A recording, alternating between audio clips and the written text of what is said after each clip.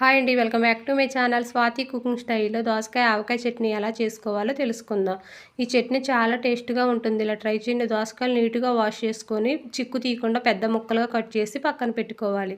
Mixie బౌల్లో 2 table spoon మెంతులు, 2 table spoon ఆవాలు వేసుకొని మెత్తగా గ్రైండ్ చేసుకొని కొన్ని ఎల్లిపాయ రెబ్బలు కూడా వేసుకొని గ్రైండ్ చేసి పక్కన పెట్టుకోవాలి. ఒక గిన్నెలో ముందుగా కట్ చేసి పెట్టుకునే దోసకాయ ముక్కలు వేసుకొని మన క్వాంటిటీ తగ్గట్టు వేసుకోవాలి. ఆవు పిండి ఎక్కువగా వేసుకుంటే చేదొస్తుంది. కొంచెం ఆవు పిండి 1 టేబుల్ స్పూన్ ఆయిల్ వేసుకొని బాగా మిక్స్ చేసుకొని 1 టేబుల్ స్పూన్ కారం, పావు టేబుల్ స్పూన్ పసుపు, రుచికి సరిపడా సాల్ట్ వేసుకొని బాగా మిక్స్ చేసుకొని పక్కన పెట్టుకోవాలి. ఈ దోసకాయ చట్నీ నిల్వ ఉండాలి అనుకుంటే విత్తులు తీసేసి ట్రై చేయండి. 15 రోజుల పాటు నిల్వ కూడా ఉంటుంది. తర్వాత స్టవ్ వెలిగించి కళాయి పెట్టి 2 టేబుల్ స్పూన్ ఆయిల్ వేసుకొని ఆయిల్ హీట్ అయిన తర్వాత పోపు వేసుకొని ఫ్రై అయిపోయిన తర్వాత జీలకర్ర, ఎండుమిర్చి, కరివేపాకు వేసుకొని ఫ్రై చేసుకోవాలి.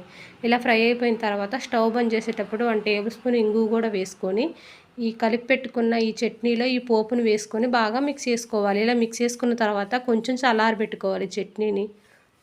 తర్వాత కొంచెం నిమ్మరసం పిండుకోవాలి. అంతేనండి, చాలా టేస్ట్గా ఈజీగా దోసకాయ ఆవకాయ చట్నీ రెడీ అయిపోయింది. చాలా బాగుంటుంది. మీరు కూడా ట్రై చేయండి.